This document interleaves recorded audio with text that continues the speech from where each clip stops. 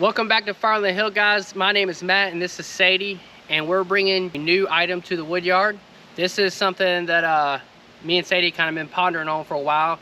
If you've followed the channel for a while, you guys know that I'm not a fan of bundling. I'd rather spend my time splitting because I know that's the most effective way to make money doing firewood. But as y'all know, Sadie hasn't been in many videos because I really don't have much for her to do since I do no stacking anymore. This is kind of a way to knock out two birds with one stone. Alright, so let's go check out what we got.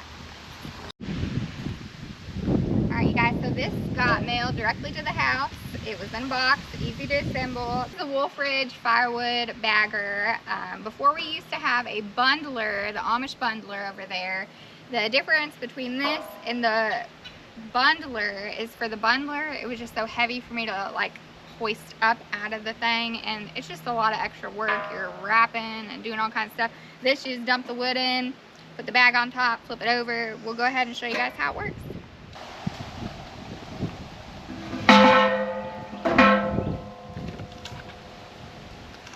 So they hold about 9 pieces is what we're trying to put in the bag.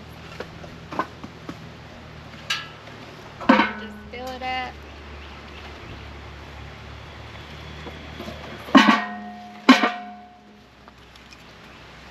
Just like that. How many pieces are there? 5, 6, 7.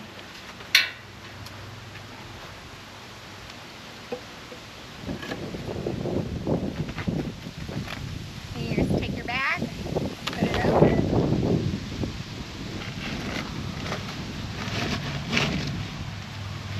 then you turn it.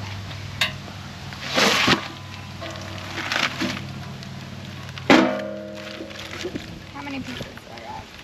4. We got 8. I'm going to add another piece just to keep them uniform. About 9 pieces.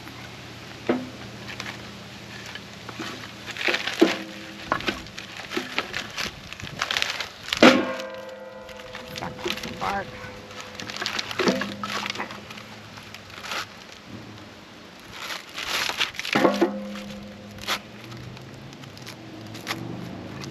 And that's how it works right there.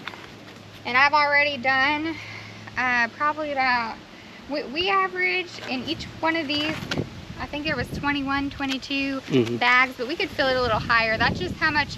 So what Matt's doing is he's bringing me in the IBC tub. Just like this one.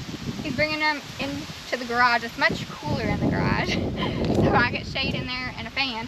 But we load this up, bring it in the garage with the tractor, bring one of these empty in the garage with the tractor, and then I just transfer everything from in there to the bag to the thing here. And that's how we're getting about 21, 22 per loosely round wood. And right. Take it. And ready for the next. So y'all saw Sadie's beautiful presentation. I just want to go over the actual equipment here for you. So this is the barrel that she puts the wood in. You can see it has a 1/3 there. That means 1 cubic foot. It's nice because it rotates. He can change the tension on here as well. So if you want to rotate a little looser. But you throw it in there, and what's cool, it doesn't have to be straight up like that, right? You can have it angled. And what this allows is when you throw the wood in, it automatically sits down, and it's easier to put stuff in there. But it's got the stand here where you dump it, put it there to tie it, makes it easier, gets it off the ground. And then the bags are just your standard firewood bags. These are really nice bags, actually. So there's the process that we have in place, guys. So one of the main reasons I really didn't want to go to a bagger, and that was the upfront cost you have to pay for these bags. They add anywhere from 50 to 70 cents depending on where you get the bags from. I actually found a good source, a buddy of mine who is actually a firewood guy as well. He buys these things about like 13,000 bags. I'm talking about like 2 pallets stacked like 10 feet tall. That's how many bags, and this is crazy. But he was able to give me a good deal on it, so that was one reason I was able to make this purchase and make this the way it's going to be. But what I mean with the bags increasing the price is now I'm gonna have to increase the price of the bundles bags. So now we are selling these bags for $7 a piece, or 3 bags for $20. So we're going to put the new sign up at the roadside stand. It's good marketing because, you know, they might only been coming for 2, and now they're like, oh, I'm gonna save some money if I buy the extra 3rd bag. And before we were selling just the bundles for $5 a piece. Yeah, so this is kind of a way for me to, in my mind, up the price, because, you know, it's hard to up pricing on customers, especially when it's selling, you know. But this gives me a way to explain to the customers why the price went up. I'm using the bag as an excuse. But also, another thing I have to take into account is now that I have an employee, I have to pay for my employee as well.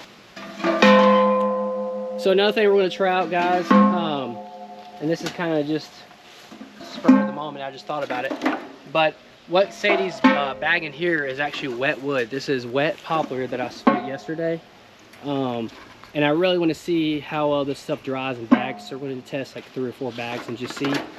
The reason we would do this is this would help us tremendously, because we can go ahead and bundle the wood right after we split it, put it away, and it'll be dry at the time we use it, right?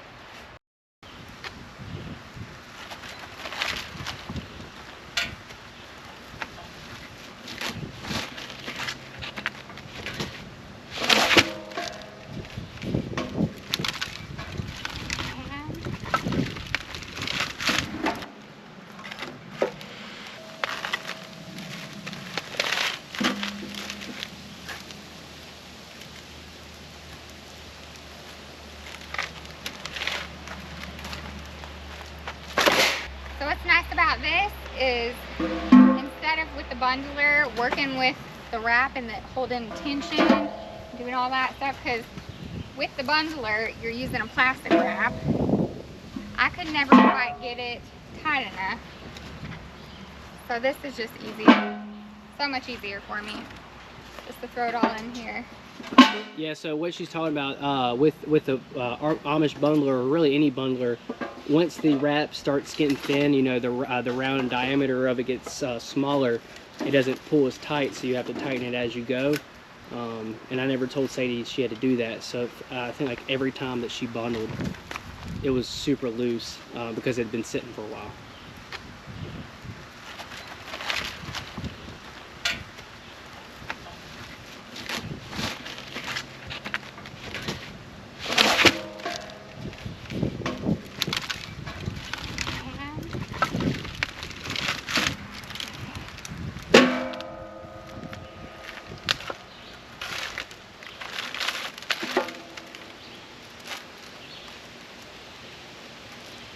Also, another thing to think about with us changing from bundles to bags is these first 100 bundles, I'm going to do an actual full cubic foot. That way the customer feels like, you know, it's definitely worth the money, worth the extra money, I should say. My normal bundles are slightly under a cubic foot, so they're probably like 0.9. But we're definitely going to get them a full cubic foot on these bags. That way it's not such a sticker shock, and then eventually go back down to that 0.9. So that would actually help us with the bundling process, because Sadie's been putting all the wood in the barrel there, and a lot of times you can't get a full cubic foot because all the pieces are different sizes, right? So she will dump the bag and then add an additional piece to make it that 1 cubic foot, but when we go back down to our normal size, she won't have to add that extra piece, so that will speed up the process. Yeah, and sometimes she does get lucky where it pretty much fills up the barrel and she doesn't have to add an extra one if there's like 9 full pieces in there. But yeah, that's just something to look forward to in the future. And another thing when you're doing these is you really want straight wood that doesn't have knots and stuff, otherwise it catches. Unless you put it in the middle, but if it is on the outside here, it's kind of takes a little more effort to beat it down into the bag.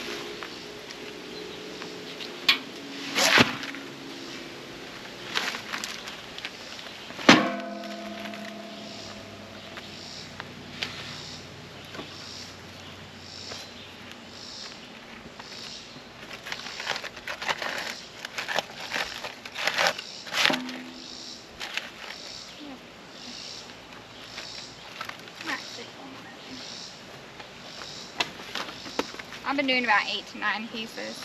Some pieces are so big they don't really need in there.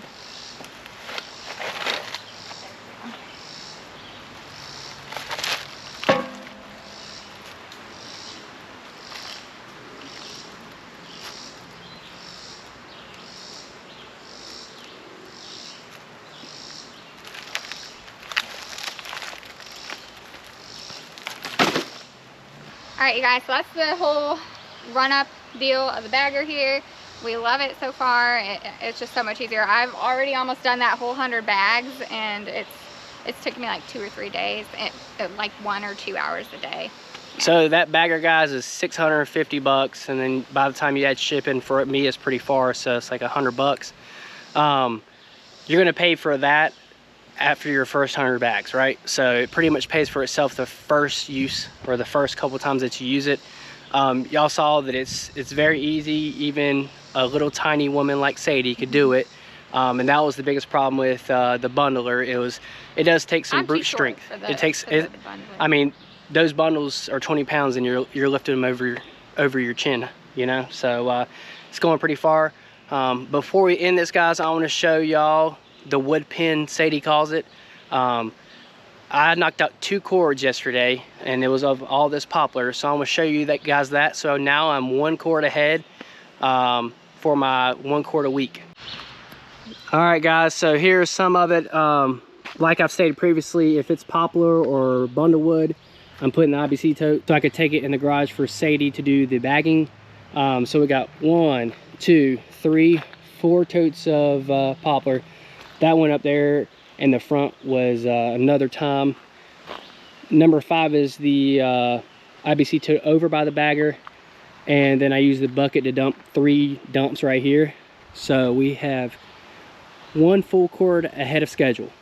So I'm gonna walk up here and show you guys this, because this might be something y'all need to think ahead if you do start piling or even putting wood where you think it might be good. You can see up here, everything up here is in the shade, and it is for the most part of the day until the sun is about setting. These oak trees just come way out. So what I've done is I've started pulling wood from here because it's the driest, the oldest. And I'm not gonna stack any wood up here anymore, just because I know it's not gonna get the sun that I want it to get. It will dry, but it won't dry as good as down there. So what I'm doing is I'm filling this up first. I'm gonna work my way back this way, and then if I need the room, I'll store it over here. All right, guys, so tell us what you think. Do you think it's a good investment that we switched over to the bagger versus the bundler? And also, which one do you guys prefer? Thanks for watching, guys. We'll see you next time.